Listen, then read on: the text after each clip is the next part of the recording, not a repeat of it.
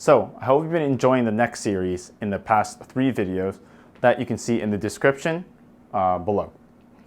Now, we're going to talk about your trapezius muscle today. So have you ever been cued or trained to pull that shoulder down? Because maybe shrugging is not a good thing to do, or you've learned that bringing your shoulder up, shrugging is a bad thing. So if you're a person like this individual right here, where your shoulder is so far away, it's really kind of like slanted down, and you're doing all these packing the shoulder down, and it doesn't seem to improve this sensation of maybe like this headache or radiating tension that you have. Maybe we need to relearn or rethink about how this really works. So shrugging in itself might not be so bad. It's a tension-based might not be great.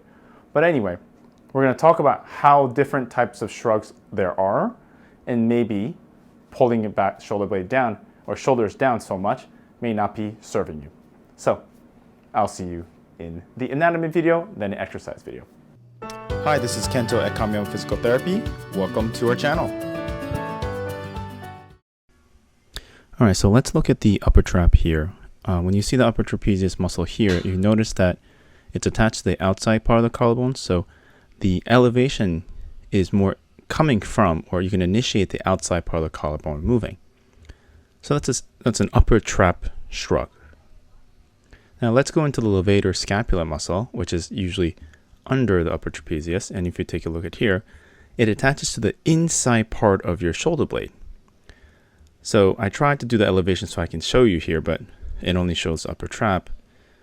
But if I take that away, when you shrug, you can have your intentions coming from the inside of the shoulder blade or the outside of the shoulder blade. So I just wanted to show you guys here that there's 2 muscles that happen to work this way. So to keep it simple, we're gonna just talk about shrugging.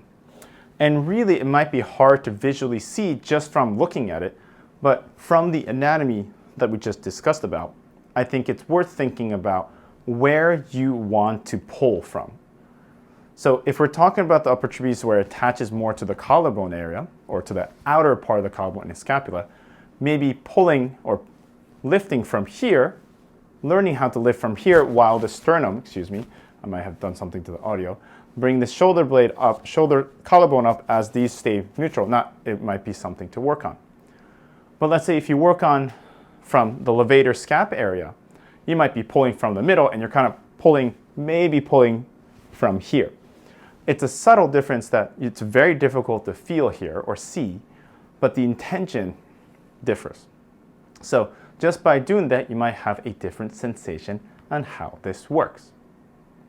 So I hope this is helpful. It gives you a different idea of what an upper trap is. And then we're going to go a little bit deeper into how it relates to other things. Now, the point of these is to see if you have a different sensation or experience from it and see if it helps. So I hope you enjoyed it, and I'll see you in the next video.